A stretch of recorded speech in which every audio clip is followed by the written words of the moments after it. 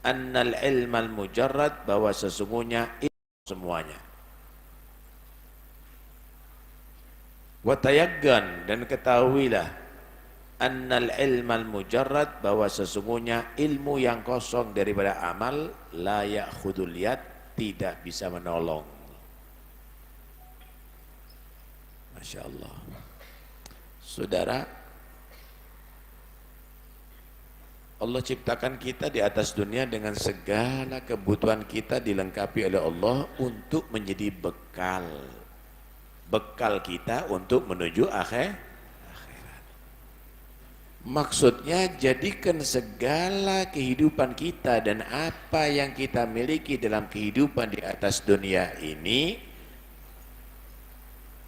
nilainya nilai akhirat, jangan nilai duniawi, yaitu takwa kepada Allah Subhanahu wa tazawwadu fa inna khairaz zadit taqwa wattaquni ya ulil albab. Berbekallah kalian semuanya, karena sebaik-baik bekal itu adalah takwa kepada Allah Subhanahu wa taala. Bukan berarti Anda tidak kerja, silakan. Pegawainya kamu 1000, bagus. Tapi jadikan bentuk takwa. Pegawai 1000 sholat semuanya, pegawai 1000 puasa semuanya, hasilnya zakatnya dikeluarkan, kemudian sedekah-sedekahnya ditingkatkan. Pegawai perempuannya 500, bagus, tapi pakai jilbab, kemudian tidak campur lagi dengan perempuan. Jadikan itu semuanya dalam bentuk takwa kepada Allah Subhanahu wa taala. Pekerjaan Anda ini jadikan satu bekal untuk menuju ke akhirat, bukan untuk urusan duniawi. Nah, kalau hanya banyak-banyakan pekerja, orang yang kafir sama Allah juga ada yang lebih banyak. Kalau hanya sekedar banyak-banyakan harta, musuh Allah pun juga banyak yang lebih banyak hartanya. Karena itu, janganlah kamu kosong daripada amal, bangkrut daripada amal. Dunianya tambah tapi amalnya nggak tambah, jangan. Masya Allah, saya sekarang untungnya 10 juta, amalnya nggak ada sama sekali, ya rugi. Tambah nikmat ya harus tambah banyak amal, begitu seharusnya. Kalau enggak, berarti kamu terhitung orang yang hanya ngumpulkan dunia tapi tidak peduli dengan akhirat. Ya'lamuna dhahiran minal hayatid dunya wa hum 'anil akhirati hum ghafilun. Ya, ilmu duniawinya hebat, sukses, tapi akhirat lupa, nol, nihil nilainya. Jangan yang demikian, saudara. Kemudian apa yang kamu rasakan? Kenikmatan. Kenikmatan apa? Nggak ada nggak ada, Pak, nikmat di dunia ini. Nggak ada. Ente jadi pejabat di umek-umek, ente jadi polisi ya ruwet, ente jadi ustad ya sumpek. Ente kira kalau banyak tamunya itu berarti banyak untungnya? Permasalahannya orang, Pak, ditransfer. Sumpek, belum lagi kopi kita sediakan, belum lagi jajan ya. Kalau urusan duniawi nggak ada ceritanya orang bisa tenang di atas dunia ini, nggak mungkin, nggak mungkin.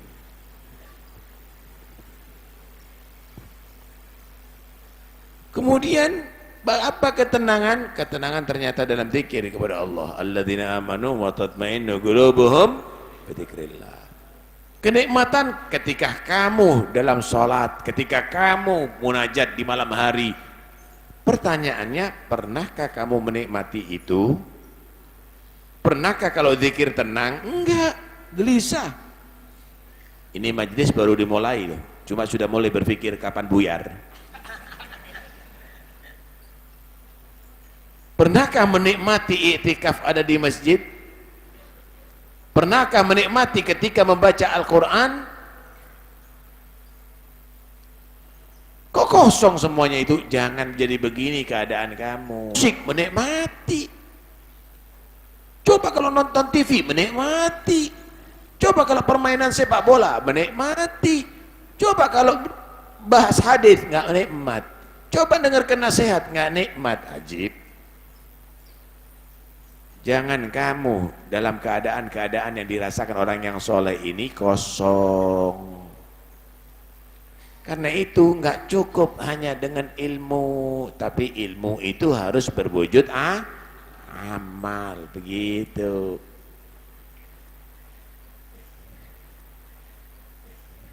Misal dikasih gambaran.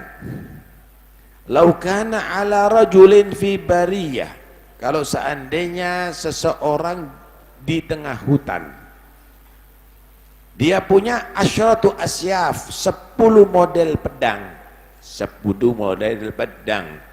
Hindia, dari India, itu pedang yang sangat tajam. Dia punya 10 pedang tajam di tengah hutan. Ma'aslahatin ukhra, bukan hanya pedang, ada tombak, ada panah, komplit rembo dah. Wa kana rajul syuja'an, orang itu adalah sangat berani. Wah, pendekar.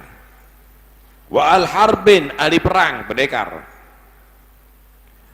Fahamala alaihi asadun mahib, ternyata dia ketemu dengan singa yang sangat gede. Ma dhannuk, gimana pikiran kamu? Ada orang bawa pedang, bawa panah, tombak, ketemu singa yang hebat, yang mau menerkam kepada dia. Gambarkan itu semuanya di dalam pikiran kamu. Gimana orang itu? Pertanyaannya, hal tadfa'ul aslihatu syarrahu minhu bila isti'maliha wa darbiha? Apakah bisa melindungi dia 10 pedang dan alat-alat perang yang lainnya daripada ancamannya si singa tadi itu, tanpa menggunakan dan tanpa memukulkan? Pedangnya ada, tombaknya ada, panahnya ada, singa mau menerkam. Apakah cukup hanya membawa pedang dan hanya membawa alat perang bisa menyelamatkan dia, bisa melindungi dia? Wa minal ma'lum, dari satu hal yang sudah pasti, udah diyakini, anna la tadfa, itu pedang tidak bisa melindungi dia. Illa, kecuali bitahrik, kalau digunakan itu pedang digerakkan. Wadharbi, kalau dipukulkan kepada itu sisi singa. Paham nih ya? Bawa pedang, ada singa mau ngancam, lihat pedang, singanya takut. Ada? Nggak bisa. Ya kamu harus melayangkan itu pedang, melemparkan itu panah kepada itu singa, sehingga singanya tidak berkutik atau mati, tidak sampai menerkam kamu. Kan begitu seharusnya. Fakadzalika, demikian juga, lau qara'a rajul mi'ata alf mas'alah, kalau seandainya orang tadi itu sudah membaca 100.000 masalah ilmu, ilmunya sak gudang,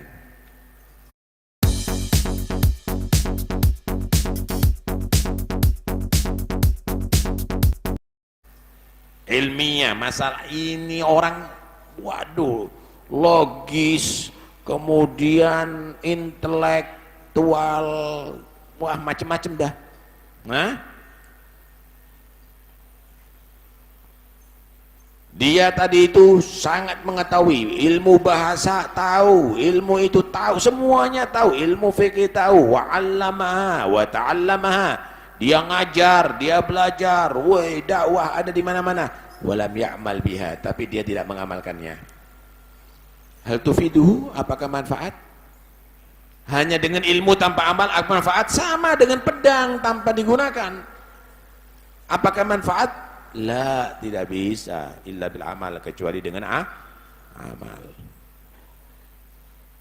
Anda kira hidup di atas dunia ini nggak ada musuh? Wah, musuhnya berat-berat, Pak. Ada yang disebut setan, yang dia tadi itu musuh bebuyutan, mulai datuk kita Adam sampai kita semuanya. Dan dia sudah sumpah, la'aq'udannahum siratakal mustaqim, aku bakal akan duduk untuk menghalangi mereka. Nggak mungkin aku akan lepaskan. Mala'atiyannahum min baini aydihim wa min khalfihim wa an aymanihim wa an syamalihim. Tak pengaruhi dari arah muka, dari arah belakang, dari arah kanan, dari arah kiri, semua arah akan aku pengaruhi itu orang. Jadi sudah sumpah, setan itu sudah sumpah nggak akan istirahat untuk mempengaruhi manusia. Kamu ini adalah incaran setan. Kedua, musuh yang ada di tubuh kamu sendiri, nafsu. Wah, ini ya lebih sulit daripada setan nih. Lebih sulit. Nafsu akhbath min sab'ina syaitana. Jangan merasa aman dari nafsu. Nafsu itu lebih berbahaya daripada 70 kali lipat setan. Kenapa? Ada di tubuh kamu. A'da aduwika nafsuka allati baina jambaika. Musuh kamu yang paling berat adalah nafsu yang ada di dalam tubuh kamu sendiri. Saudara, kalau ada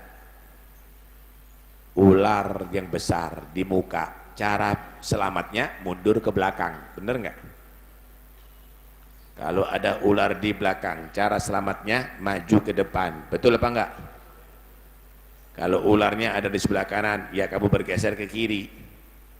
Kalau ularnya di kiri, ya bergeser ke kanan. Mudah. Tapi kalau ularnya di tubuh kamu, dalam pakaian kamu, sulit. Musuh di muka, di belakang, di kanan dan di kiri, mudah untuk menghindar. Tapi kalau musuh dalam tubuh kamu, yaitu nafsu kamu, sulit. Karena itu Nabi menyatakan, ada aduwik, musuh yang paling berbahaya adalah nafsu yang ada di tubuh kamu. Karena itu Nabi SAW setelah perang Badar, ini orang masih berdarah-darah yang luka, ada yang sudah kurban mati. Kata Nabi, kita udah selesai melaksanakan perang kecil, sekarang kita akan mulai perang besar. Raja'na minal jihadil asghar ilal jihadil akbar. Kaget sahabat, ini masih belum dibersihkan nih lukanya ini, pedangnya masih netes darah. Perang apa lagi yang lebih besar ya Rasulullah? Perang melawan nafsu. Ini musuh di luar, ini musuh di dalam, ini kau kebawa kemana-mana Pak. Masya Allah, mudah-mudahan selamat semuanya. So, yaitu Masya Allah, mudah-mudahan selamat semuanya. Ada lagi musuh, yaitu orang, musuh agama, orang-orang kafir yang harbi, musuh agama. Mereka bisa menyerang kamu fisik, secara fisik, mereka juga menyerang kamu secara moral. Kalau secara fisik dengan senjatanya, mudah saudara, mudah. Yang penting kita harus siap-siap ketika diserang sama mereka. Wa'iddu lahum mastata'tum min quwwah. Tapi menyerang secara moral ini yang repot. Ya Allah, Belandanya nggak perlu, Jepangnya nggak perlu datang, Inggrisnya nggak perlu datang, Amerikanya nggak perlu datang, Israelnya nggak perlu datang, cuma dikirim TV, berubah semuanya kok. Rambutnya berubah, telinganya berubah, pakaiannya berubah. Serangan moral saudara, hancur. Kenapa? Itulah orang-orang kita itu gampang terpengaruh Pak, gampang terpengaruh. Adakah lebih indah daripada ajaran agama Allah, daripada syariat Allah, daripada akhlaknya Rasulullah SAW? Ini musuh semuanya. Karena itu lindungi keluarga, lindungi anak-anak, lindungi diri kamu daripada pengaruh-pengaruh ini semuanya. Kenapa? Karena intinya satu, semenjak kamu jadi Islam, mereka orang kafir tidak ridho. Walan tarda ankal yahud wan nasara hatta tattabi'a millatahum. Boleh kamu jadi Islam, tapi cuma Islam tulisan di KTP Anda. Tapi akhlak jangan Islam, iman jangan Islam, perbuatan jangan Islam, keluarga jangan Islam, cara kerja jangan Islam. Itu program, dan itu di Al-Quran nyatakan nggak akan ridho mereka semuanya semenjak kamu mengikuti ajaran Islam. Silahkan hanya Islam yang ada di KTP tulisan saja, tapi akhlak jangan, perbuatan jangan, rumah tangga jangan, cara kerja jangan. Allah nggak peduli Anda nggak rubah agama, nggak apa-apa, tapi akhlaknya jangan Islami, perbuatan jangan Islami. Masya Allah. Kalau setan lain lagi, dia nggak kepingin sendirian diadab neraka, cari teman. Anda jadi ancaman. Innama yad'u hizbahu liyakunu min ashabis sa'ir. Setan itu berdakwah ngajak-ngajak masuk manusia, satu targetnya supaya banyak temennya nanti ada di neraka. Silahkan mau temenan sama setan nanti. Karena itu, Anda punya ilmu, dikasih ilmu, hadir pengajian, lambuk diamalkan itu ilmunya, salurkan itu kepada anak-anak kamu. Loh, Anda bisa cerita kalau ada pameran, kalau ada film, kalau ada sepak bola, itu giringnya itu dan ini. Kalau ada pengajian nggak bisa cerita sama anaknya, Nabi itu begini, tadi itu pengajiannya begini, nggak diceritain, mandek kena digono. Bodoh habis pengajian ini patung nih. Bawa ini hasil semuanya, sampaikan kepada teman-teman Anda, sampaikan kepada keluarga Anda. Ini oleh-oleh ilmu lebih berharga daripada oleh-oleh jemblem, onde-onde. Karena ini adalah bisa menyehatkan ruh. Kalau itu hanya untuk makanan, jurusannya ke toilet, ke WC. Tapi kalau ini insya Allah jurusannya ke surga Allah Subhanahu wa ta'ala. Masya Allah. Wa mithaluhu law kana li rajulin hararah wa oleh ilmu lebih berharga daripada oleh-oleh jemblem, onde-onde, ke WC. Tapi kalau ini insya Allah law kana li rajulin hararah wa Masya Allah. Wa mithaluhu, dan misal yang lainnya, misal kedua, law kana li rajulin hararah wa marad safrawi.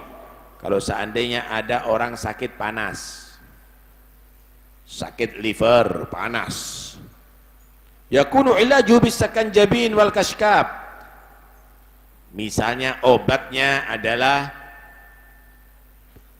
ramuan. Sakanjabin itu ramuan antara madu sama cuka. Ya. Ada ramuan ini, ada ramuan itu misalnya. Obatnya ada, dia sakit. Kata dokter, minum obat ini biar sembuh. Punya obat dibawa nggak diminum, waras apa enggak ini?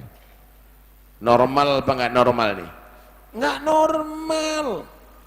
Begitu juga punya ilmu, tahu fadilahnya berjamaah, tahu ini adalah haram, tahu ini adalah wajib, tapi nggak diamalkan. Punya ilmu nggak diamalkan, sama dengan orang sakit punya obat tapi nggak diminum. Nggak manfaat obat itu kecuali diminum, saudara. Nggak manfaat ilmu pada seseorang kecuali diamalkan.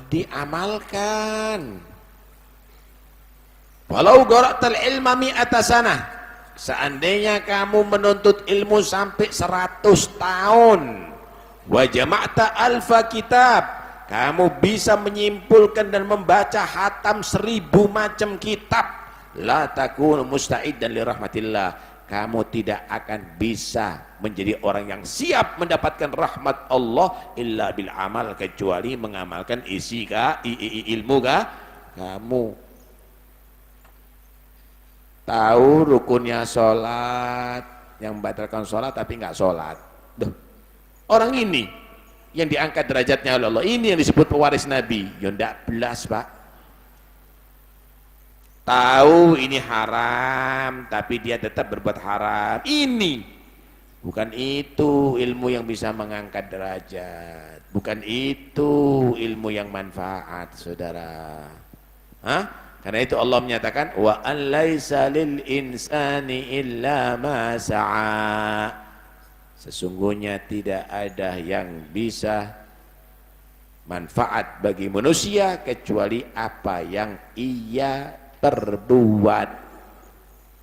Apa yang ia perbuat. Masya Allah.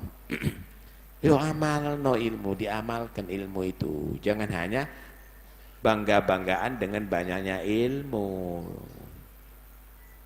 Nah, saudara, orang yang nggak ngamalkan ilmu itu ada yang menggambarkan seperti begini. Kal mikhyat, seperti jarum. Jarum itu bisa membuatkan baju orang jadi jas, jadi pakaian, jadi sarung, jadi kerudung, tapi nggak pernah berbaju dia. Dirinya sendiri telanjang, nggak pernah bajuan.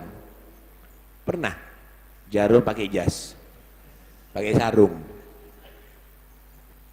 Ini orang bisa ngajar tapi nggak bisa ngamalkan ilmunya. Sama dengan jarum, bisa membuatkan pakaian tapi dirinya nggak pernah berpakaian. Domi,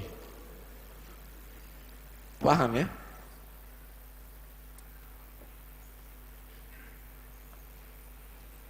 Atau bisa juga seperti kertas atau buku, bisa banyak memberikan faedah kepada orang, ilmu, tapi dirinya nggak pernah alim. Dirinya nggak pernah alim. Ada al-ustadz kitab, nah ada. Bisa membuat orang bagus, tapi diri menjadi orang alim, tapi dirinya nggak bisa jadi alim. Sama dengan buku. Ada lagi yang menggunakan ilmunya hanya sekedar untuk penampilan. Tokoh agama, dekek maning. Halo Sobat Shopee, kita nyanyi bareng yuk. Yang hitam itu gua, yang biru kalian, yang orange kita nyanyi bareng. Oke. Duduknya dekek. Tokoh agama hanya untuk penampilan. Penampilannya, waduh, pakai serban. Penampilannya luar biasa. Cuma hatinya lebih parah daripada pecinta dunia. Menjual dengan berpenampilan agama tapi untuk duniawi. Ya, ini sama dengan WC. WC-nya orang kaya itu kalau sampai buka, wih, marmer, Pak. Luar biasa, tapi isinya adalah najis. Begitu juga kadang-kadang. Penampilannya hebat, tapi hati najis, saudara. Sama dengan kuburan. Kuburan, kadang-kadang luar biasa kuburannya, tapi dalamnya adalah tulang, belulang, tengkorak yang mengerikan, saudara. Sadis kadang-kadang. Awas, hati-hati. Karena itu, jadilah orang yang bermanfaat. Dirinya bagus, juga membuat orang yang lain bagus. Itu Pak manfaat. Dirinya baik, orang lain juga baik. Sama dengan minyak wangi. Baunya wangi, dirinya bisa membuat wangi orang lah. Yang lain juga merasakan wangi. Sama dengan matahari. Matahari itu terang dan juga menerangi kepada yang lain. Begitulah ulama orang yang berilmu mengamalkan ilmu dan mengajarkan ini matahari ini minyak wangi ini ya. Lah kalau dia tadi itu bisa mengajarkan baik sama orang tapi dirinya tidak berbuat baik, waduh, ini jarum ini. Kalau hanya sekedar penampilan dirinya nggak mengajarkan bagus, ngajak orang berbuat jelek lagi, WC ini penipu, hanya penampilan zahir dibentuk tapi hati tidak benar. Paham ya? Mudah-mudahan selamat semuanya, mudah-mudahan jadi orang yang bisa mengamalkan ilmu. Mudah-mudahan insyaallah kita semuanya berkah dalam sisa umur kita. Ini tahun baru ini ya enggak? Tahun baru tapi jangan punya semangat lawas, semangat lama. Tahun baru harus semangat jangan dipertahankan amalan yang tidak baik yang lama, dirubah menjadi amalan yang bagus. Orang yang paling beruntung panjang umurnya, bagus amalnya. Inna sa'adatah kulla sa'adati tulul umri fi ta'atillah. Keberuntungan yang sangat besar adalah panjang umur dalam taat kepada Allah Subhanahu wa ta'ala. Saya mau tanya, masih merencanakan lupa lagi kepada Allah di sisa umur kita? Jangan, udah cukup puluhan tahun lupa. Sekarang ayo dimaksimalkan zikirnya kepada Allah Subhanahu wa ta'ala.